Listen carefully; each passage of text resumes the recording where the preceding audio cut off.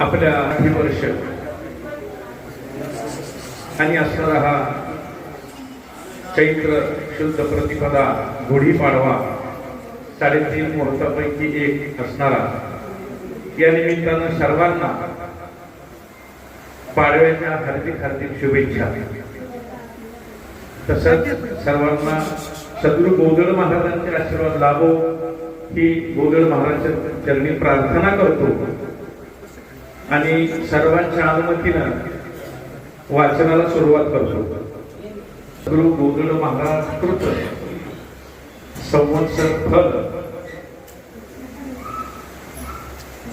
श्री मनमृत शालिवाहन शकाभो नाम संवत्सर, या चालू संवत्सराचं फल महाराजांनी जे लिहून ठेवलेलं आहे ते आता वाचनाला सुरुवात करतो. पराभव संवत्सरी राहो स्वामी, प्रजामध्ये विरोध माजल, चैत्रादी मास 3 अन्न संग्रहो करावा, आखाड मास 4 फरकल, कार्तिकादी मास 6 मंदी पडल, खंडळ मंडळ मेघ वर्षतील, दुर्भिक्ष पडल, उदेग पीडा लोकाशी होईल. इति श्री विष्णू वंशी समाप्त. परत एकदा वाचतो. संवत्सरी राहो स्वामी, प्रजामध्ये विरोध माजल, प्रजामध्ये विरोध माजल, चैत्रादी मास 3 अन्न संग्रहो करावा, मास 4 फरकल,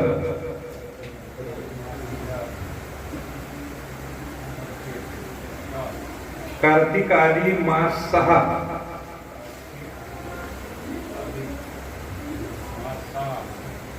मंदी पडत,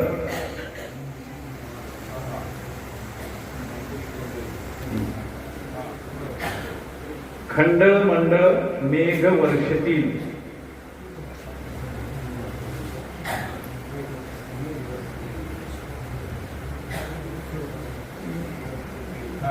दुर्भिक्ष पडल,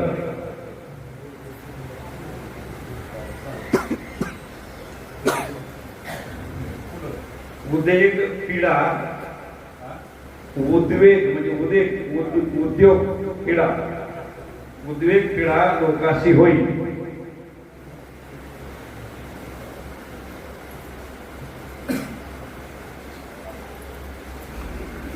आता हे संपूर्ण विस्तारित सांगतो. या वर्षीच्या संवत्सराचं नाव पराभव संवत्सर आहे. या संवत्सराचा स्वामी राहो आणि पंचांगामध्ये आपल्याला गुरु सांगितले त्याच्यामध्ये आहे. प्रजेमध्ये तसेच राजा आणि प्रजेत एकमेकात वाद विवाद वाढेल,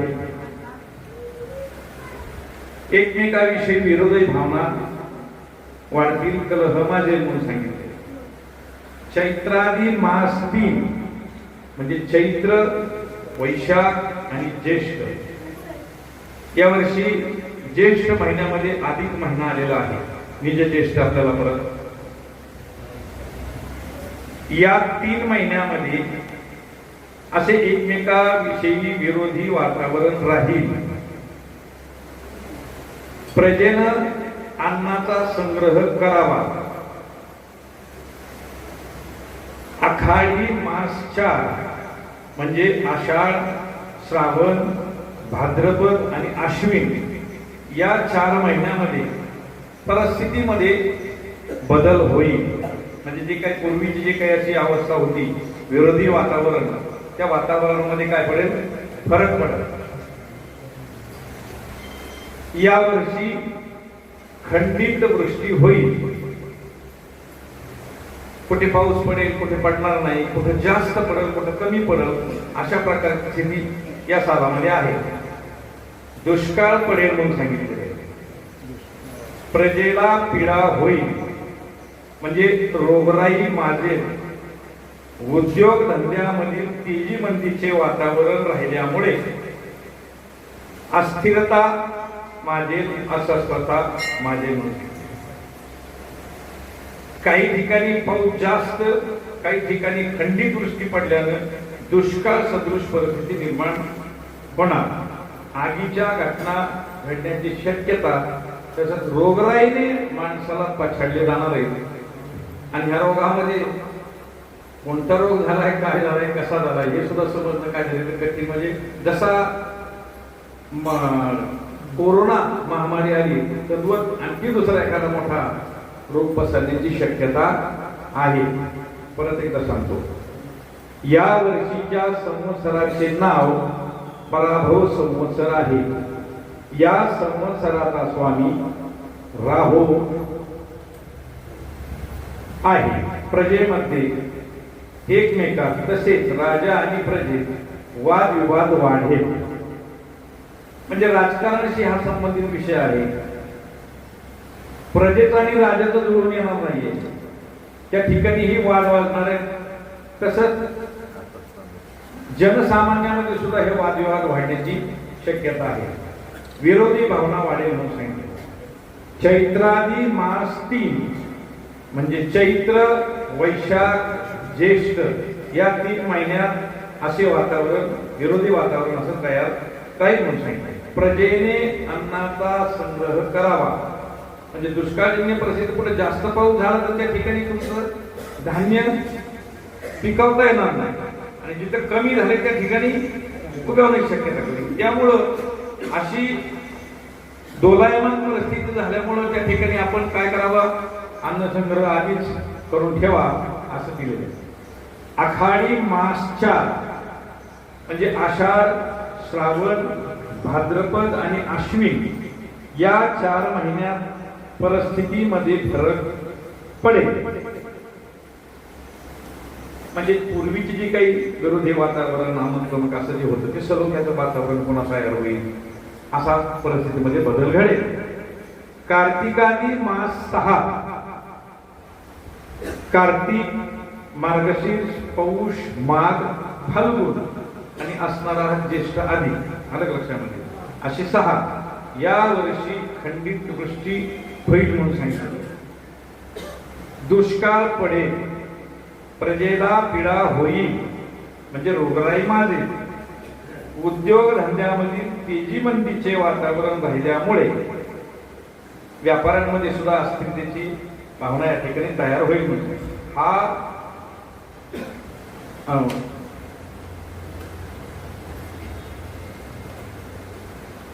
काही ठिकाणी पाऊस जास्त, काही ठिकाणी कमी अशा प्रकारची वृष्टी झाल्यामुळं दुष्काळ सदृश परिस्थिती राहील आणि आगीच्या घटना घडण्याची शक्यता आहे. आता या महाराजांच्या भाकितानुसार आपल्याला गेल्या वर्षी एक नवीन कमेंट टाकलेली होती की हे काय तुम्ही वाचन करताय ते करताय सगळं खोट आहे, ते वाचू नका, अशा पद्धतीचं कमेंट केलेलं होतं. पण मला एक सांगायचंय, जे महाराजांच्या ह्याच्यामध्ये आलेलं आहे त्याचं वाचन आपण करतो. तसंच पावसा पाण्याच्या विचारात दृष्टिकोन केलं तर गेल्या वर्षीच्या संवत्सरामध्ये पाऊस सुद्धा कमी सांगितलेलाच होता, परंतु पाऊस काही नैसर्गिक वातावरणामध्ये बदल झाल्यामुळं पर्जन्यवृष्टी ही जास्त प्रमाणात झाली. तसंच याही वर्षी आपल्याला दाते पंचांगानुसार हवामान आणि पर्जन्याचा विचार आपण या ठिकाणी सांगतो. एप्रिलच्या माध्यमापासून तापमानात वाढ होत जाईल. आगीपासून भूकंपामुळे हानी होईल. रोगराईपासून त्रास होईल. मे महिन्यात मान्सून पूर्व वळवाचा पाऊस होण्यास वातावरण पोषक होईल. केरळमध्ये मान्सूनचं आगमन वेळेत होईल. केरळमध्ये मान्सून आल्यानंतर आपल्याकडे पावसाला सुरुवात होते आणि महाराष्ट्रात 8 ते 10 जूनचे सुमारास पाऊस सुरू होईल. 15 जून ते 12 ऑगस्ट 15 जून ते 12 ऑगस्ट महाराष्ट्रात समाधानकारक पाऊस पडेल. ते 12 ऑगस्ट उत्तर भारत व उत्तर महाराष्ट्र, विदर्भ, मराठवाड्यात मोठी पर्जन्यवृष्टी होईल.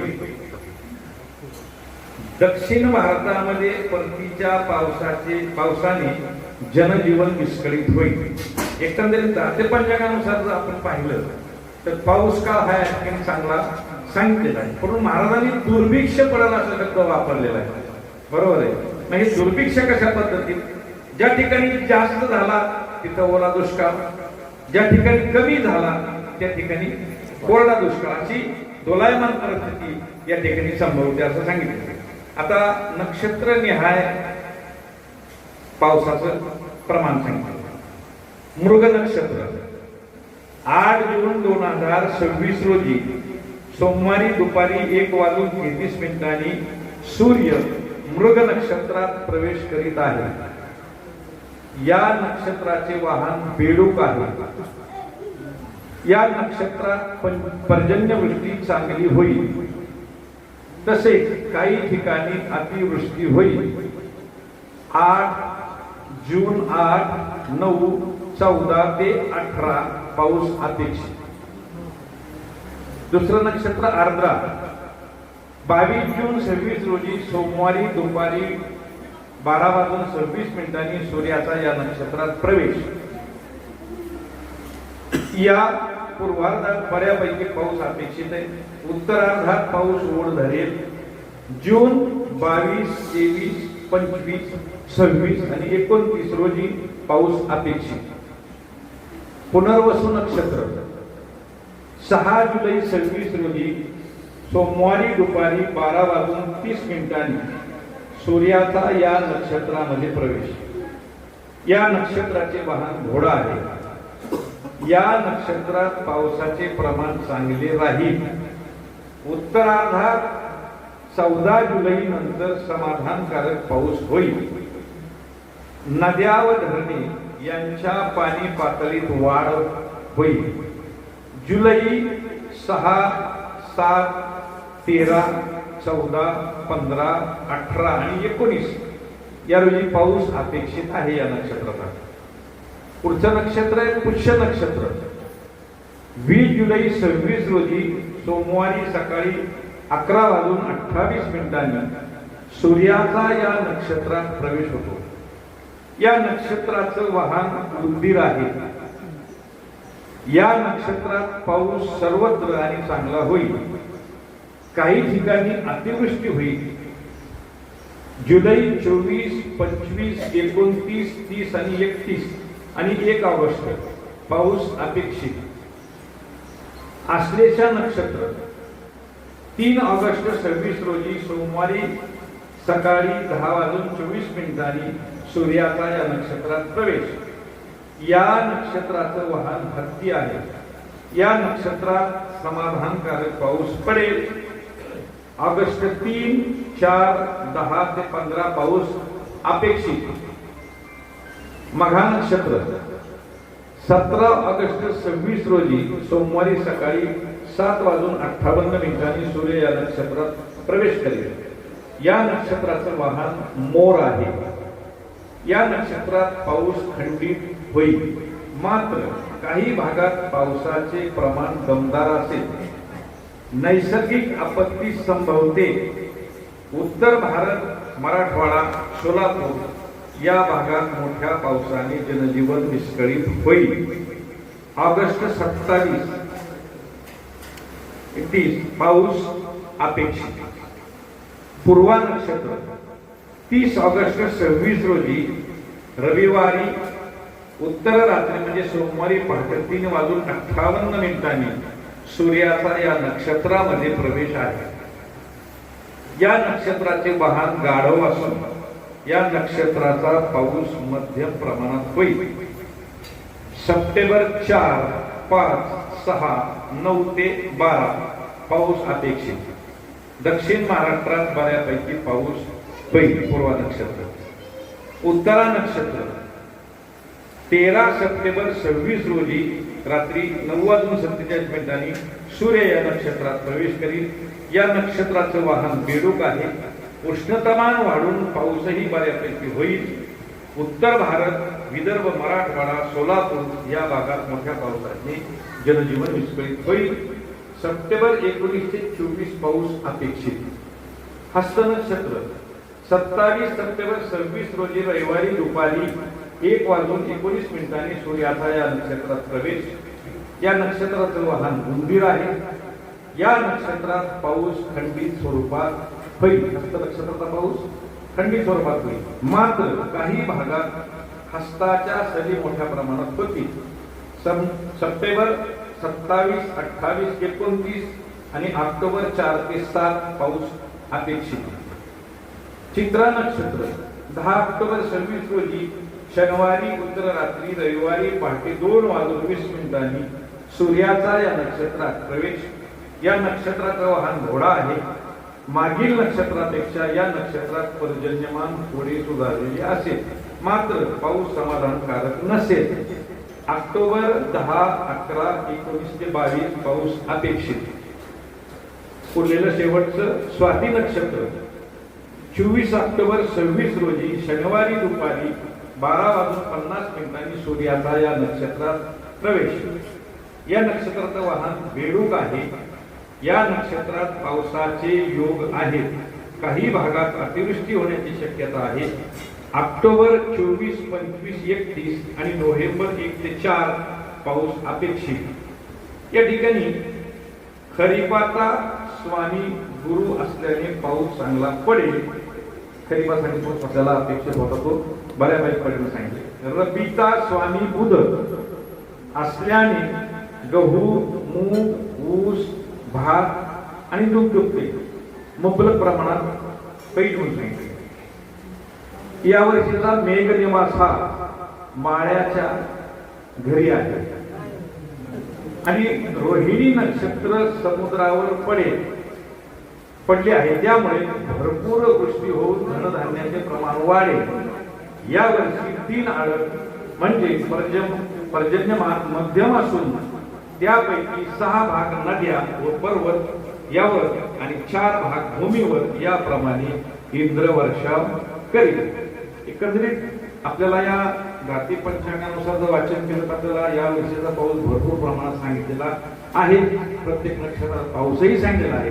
परंतु महाराजांच्या संवत्सरानुसार आपल्याला दुष्काळ पडेल म्हणून म्हटलेले ते आधीच मी सांगितलं की काही ठिकाणी भरपूर पाऊस पडेल. त्यामुळं त्या ठिकाणी ओला दुष्काळ होण्याची शक्यता आणि काही ठिकाणी कमी प्रमाणात पाऊस झाल्यामुळं त्या ठिकाणी ही दुष्काळजन्य परिस्थिती असा हा या ठिकाणी एकंदरीत हवामानाचा आणि पावसाचा या ठिकाणी आपण विचार केलेला आहे. अजून काय प्रश्न काय? हा